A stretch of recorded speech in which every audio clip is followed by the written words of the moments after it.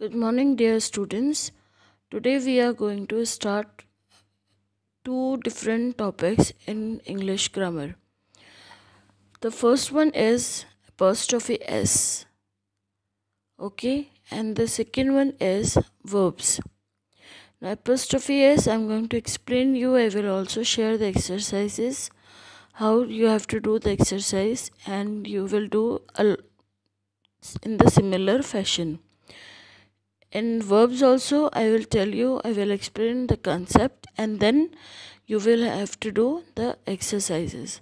Fine, so let us start with apostrophe S. Look at these sentences. First one, Priya is wearing a new dress. Priya's dress is very pretty.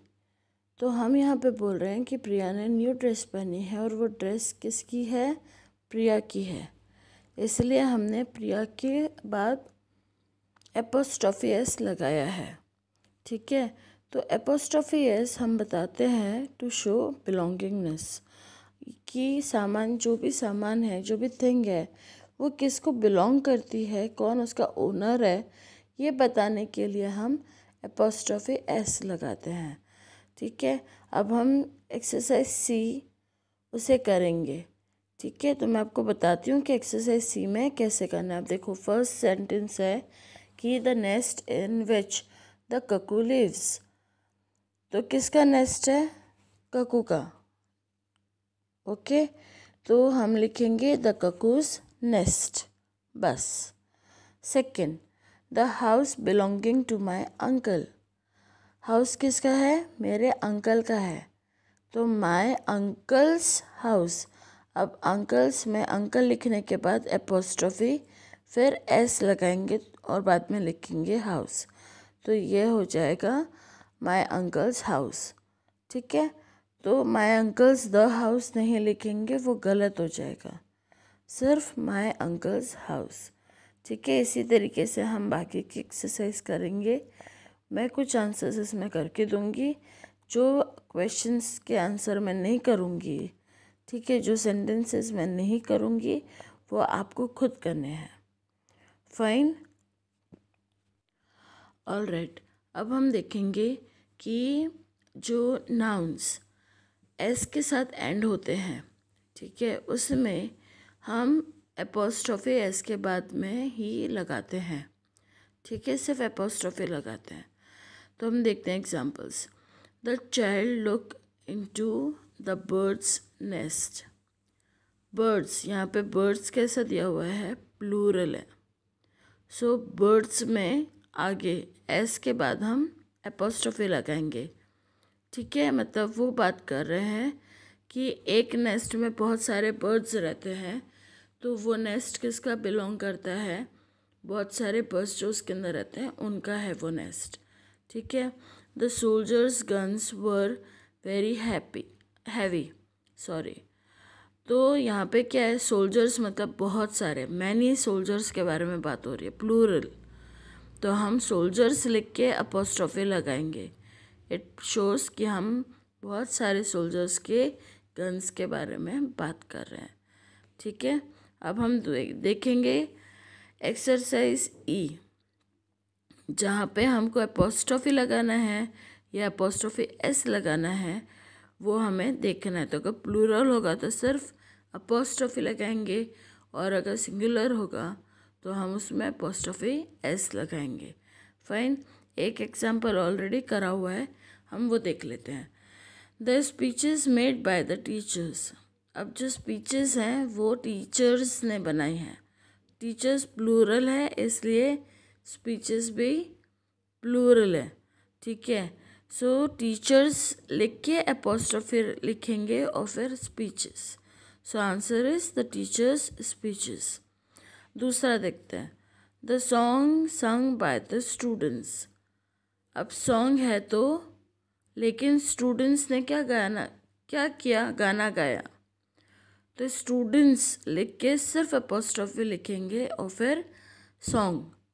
Fine, बच्चों ने एक गाना गाया, तो बच्चों is a plural form of child, student. Fine, so students लिख के हम एपोस्ट्रोफी लिखेंगे और फिर संग लिखेंगे तो answer will be the students apostrophe and then sung. Fine. Again, in exercise F, which is given on page number 23, आपको apostrophe लगाना है या फिर apostrophe S लगाना है और ये sentences आपको दोबारा लिखना है.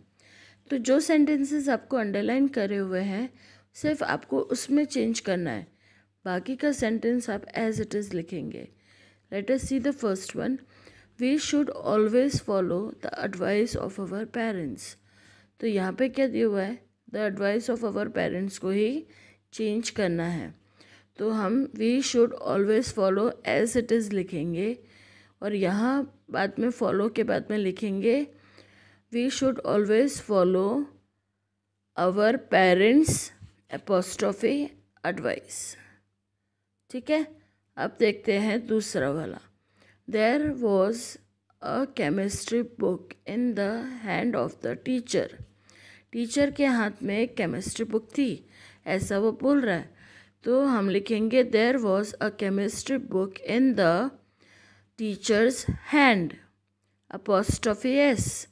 टीचर के बाद आएगा apostrophe S और बाद में आएगा हैंड. ठीक है.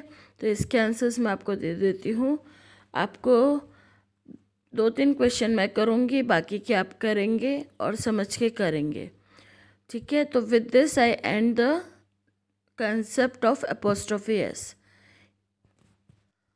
Okay, now we are going to start with the concept of verbs. तो verbs are basically the action words. Verbs क्या है? एक्शन वर्ड्स हैं. वो बताते हैं कि जो सब्जेक्ट है, जो करता है, वो कोई एक्शन कर रहा है. ठीक है. तो बेसिकली हमारी जो लाइफ है that is full of verbs.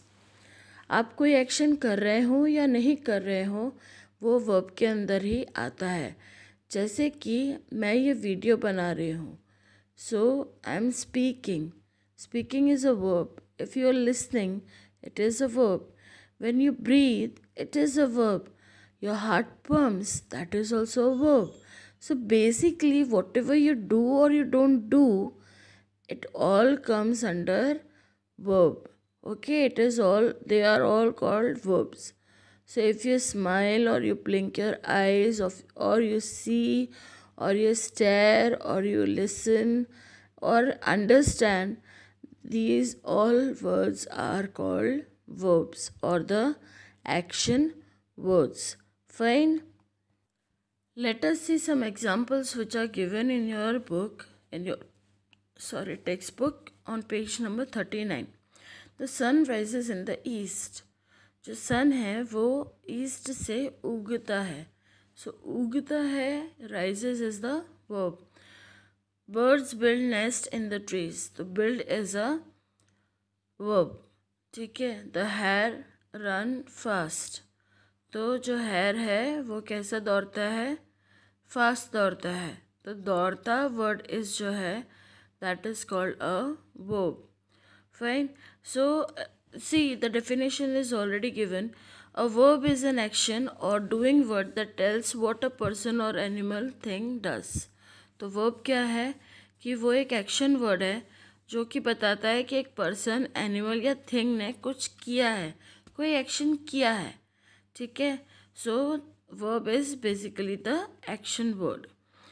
Now we will proceed with the exercise. Fine, which is given on page number 40.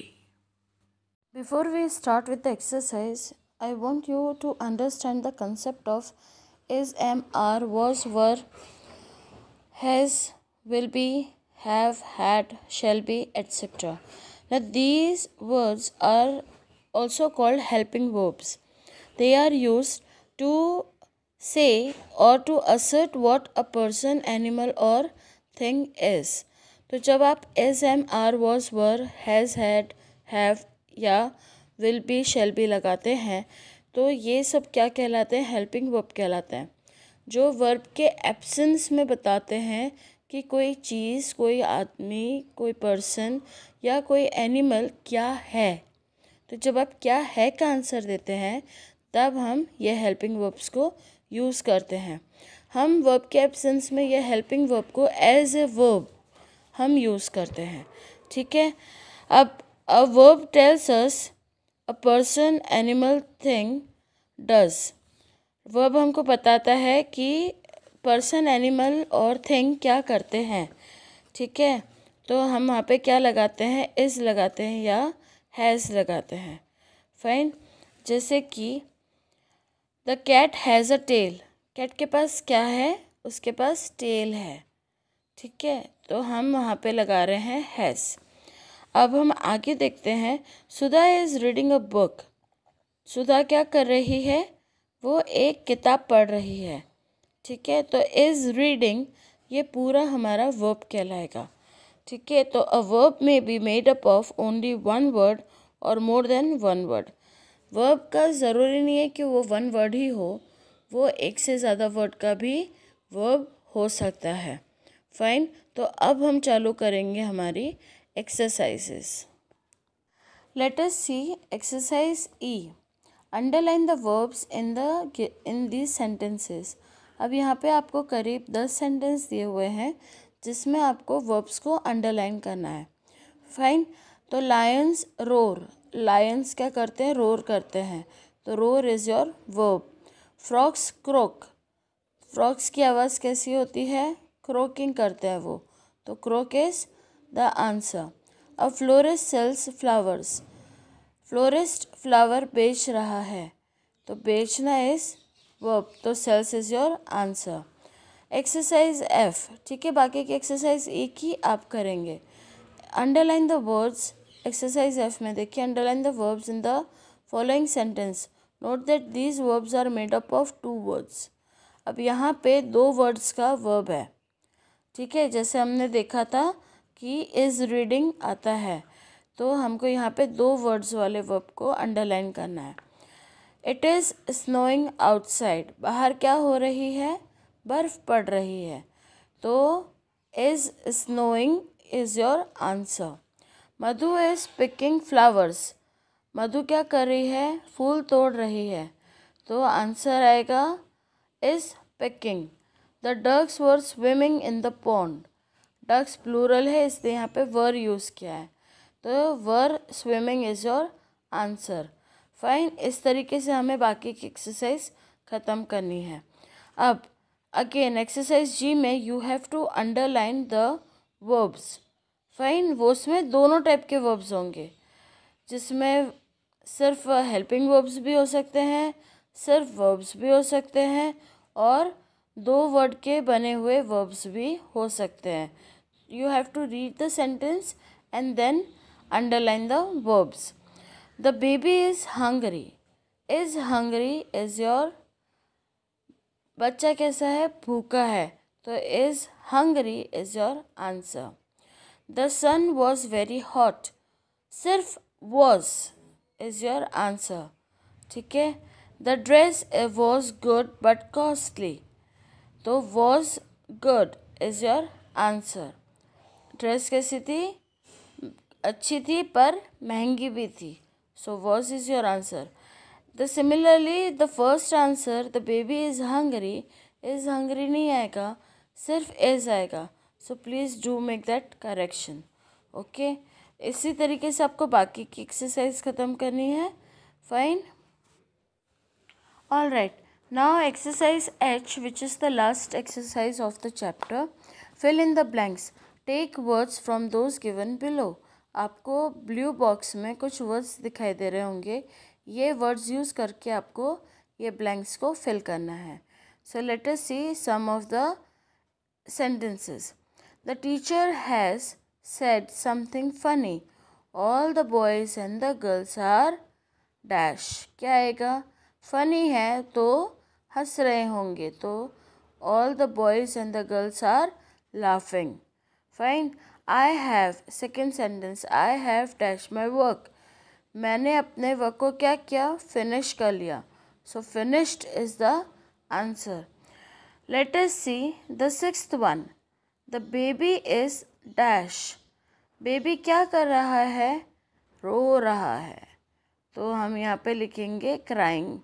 So the baby is crying is the right answer. इस तरीके से आपको बाकी की एक्सरसाइज ख़त्म करनी है, ठीक है। Thank you for watching my video. I hope आपको ये कंसेप्ट समझ में आए होंगे, दोनों कंसेप्ट समझ में आए होंगे, एपोस्ट्रोफी एस वाला भी और वर्ब्स का भी। It is very easy. जब आप एक्सरसाइज खुद से करेंगे तो आपके कंसेप्ट और ज़्यादा क्लियर होंगे, ठीक है। अगर आपको कोई भी डाउट है तो you are free to ask me and I will surely solve the same. I want all of you to please subscribe the channel so that you do not miss any upcoming video or the concept that I will be uploading next week.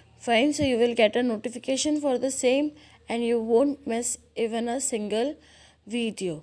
Thank you once again for watching my video.